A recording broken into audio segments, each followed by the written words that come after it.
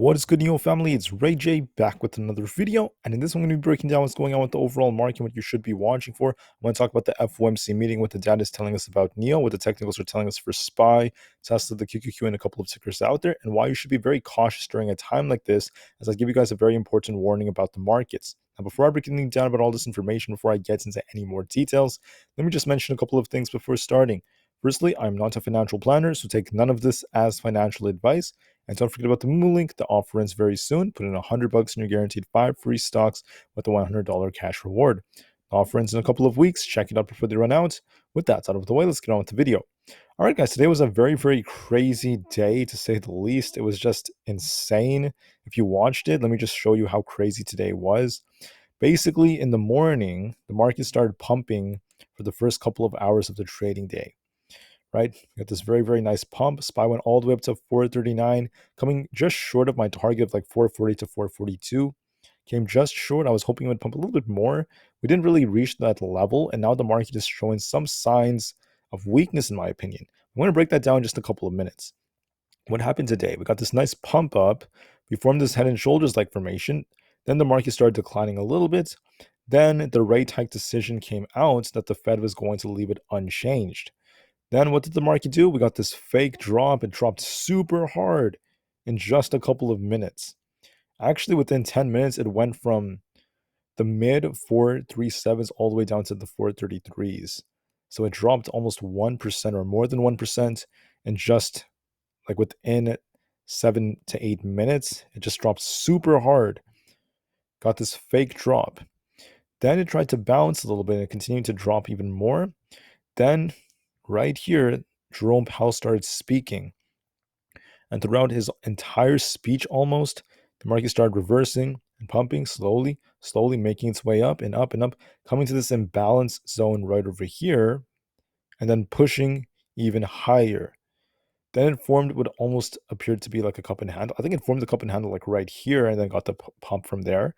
Then it got rejected off 438, and then we got another fake dump. The market started dropping, pushed up again. Then it got this fake dump into the end of the day, back down to 435. Then it got one big pump at the end of the day, and now it's green. It closed green at 437, closed green. It's green currently, still trying to push up. And it was a very, very crazy day, to say the least. It was just wild, wild price action. Nothing new when Jerome Powell speaks. I mean, the guy could just cough and the market's just going to react to it. But anyways, what am I seeing in the charts now? Well, that's going to depend on how the market starts to interpret a lot of these words. Now, the Fed did not raise the Fed funds rate. They kept it the same. And the excuse me, sorry guys. The question is, what is the Fed going to do this time? Is the Fed going to continue to raise these rates, or is the Fed going to make a big difference? Honestly, guys, we don't know just yet, but there are many Fed officials who are very fixated on the Fed giving us another rate hike, and Jerome Powell did imply this might just be a skip. Now, the Fed said they're going to react to lots of data, but he did say that core PCE and core CPI are still too hot, and the Fed is going to have to still remain very resilient nonetheless. On top of all of that, Jerome Powell came out and talked about how there's a lot that's going to happen to the banking system that we're not too sure about. The labor market is still very resilient, but there's going to be tightening coming. And he basically said some things which are a little bit hawkish, not necessarily super hawkish, but just like the truth. And he didn't say anything about a soft landing or anything like that. He tried to be very honest. If anything, the market just continued to hold up when he spoke, and we closed green on SPY. NIO closed green, so did the QQQ. But we didn't really reach the target I was hoping for around that 442 resistance. Could we still reach it in the future? Yes, it's possible, but I'm going to show you some technicals that suggest we may get a retracement first. Now, there's an increased probability that the Fed is going to raise the rate again in July. And that's because of the things Jerome Powell said, because it's going to depend on inflation, and also because many of the the rate projections by the Fed speakers and the research is suggesting we could see the rate reach around like over 5.5% or higher than that for the terminal rate, and it's currently at 5.25%. So we're not really there just yet. So we're just gonna have to wait. We're just waiting for all the data and all that stuff to come out. We had some more data from the Fed and more projections on our real GDP growth and some declines potentially to come. We're also anticipating a nice increase in unemployment very, very soon. PC inflation is expected to come down, but it may take many years for it to reach the 2% target. Core is a little bit too sticky, and that's the thing Powell was talking about. We have more data from the Fed, more projections, and things like this. Uh, if anything, the projected rate hike is still expected to be at a relatively high level, and they're not anticipating any cuts this year. Powell reiterated that, and that's what caused the market to kind of slow down a little bit for the part of the day. And other than that, I mean, it's just the same stuff Powell's been saying. Now, for tomorrow, let me just add that we have initial jobless claims coming out. The market's going to respond to this in the morning, and we're going to see how the market reacts. Let me also add that as far as NIO goes, NIO is not really doing too great. We got an equal weight rating from Barclays. It's still holding up nicely, but I want to be very careful. We saw a lot of shorts on NIO. We saw lots of shorts cover. But the reason why I said NIO is still not, in my opinion, looking fantastic with the market is because I think the market, it might make it a small pullback. I think the odds favor that because on the 4-hour time frame, SPY's RSI has been stuck at 82 plus. It's almost at 82 right now. And we're about to get a bearish cross on the PPO. What do I mean by that? We'll look at the RSI and look at the MACD. You can see right here on the MACD,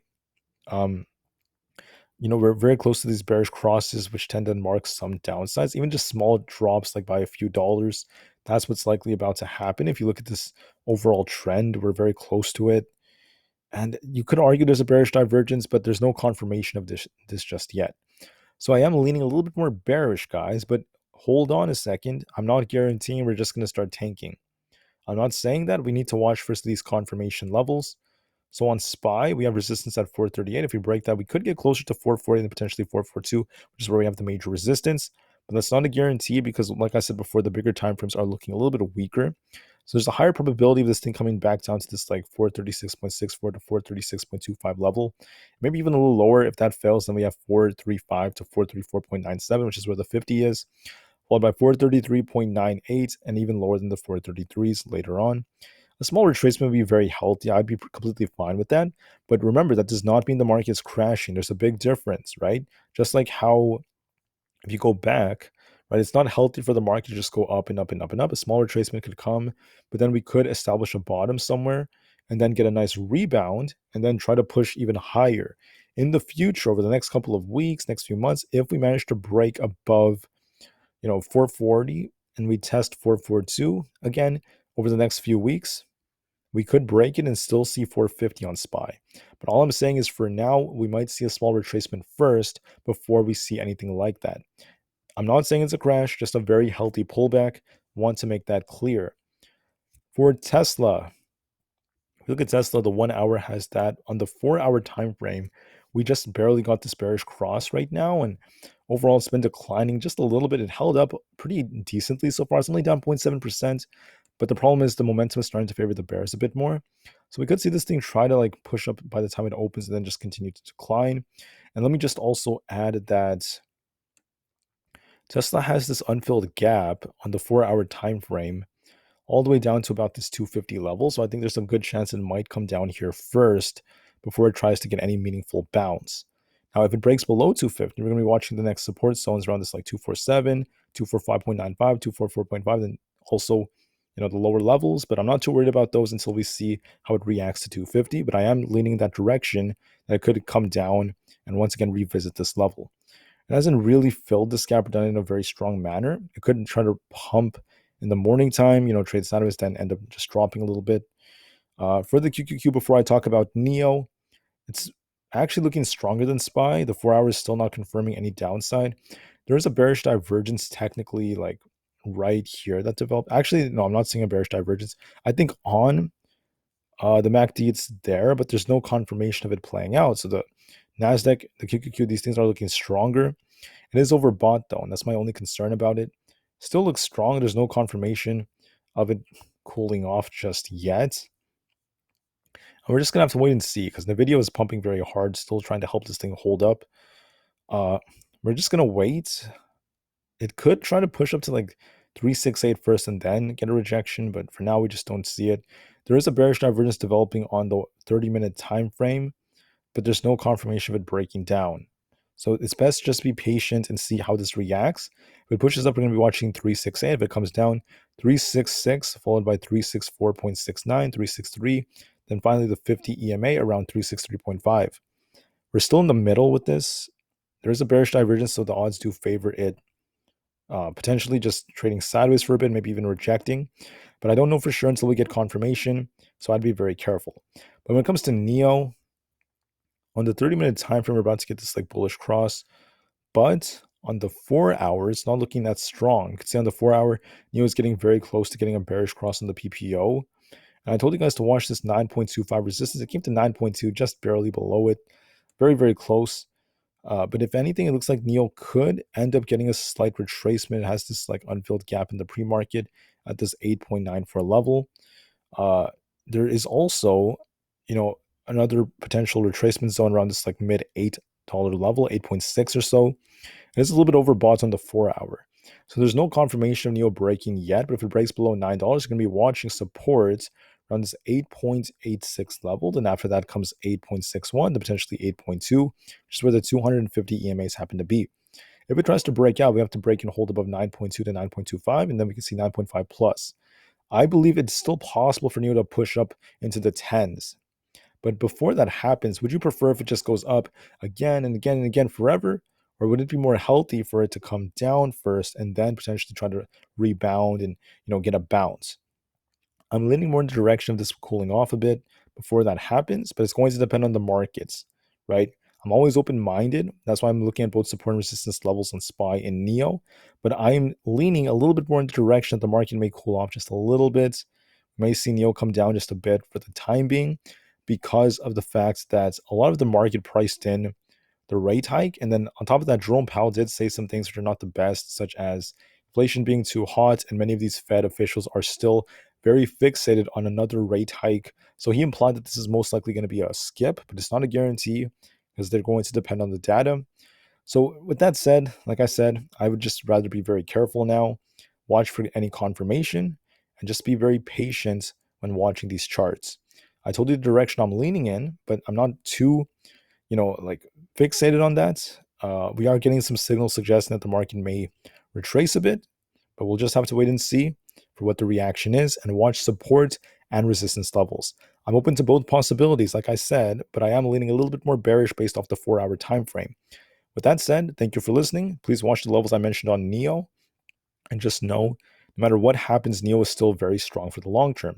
NIO just reported, and I forgot to mention this, that they have the ET5 tour coming out very soon. They have a big call. A lot of people are going to be watching this from Denmark. And this is once again great news for the company going global and continuing to expand. NIO is still gaining some strength, so I'm hoping for some very strong months and lots of strong deliveries. So we'll see if we get them. And with that said, thank you all so much for listening. Have an absolutely incredible rest of the day. Remain calm, cool, and collected. I'll see you guys in the next one. NIO in the market to the moon as the long term is still incredibly bright. And peace out.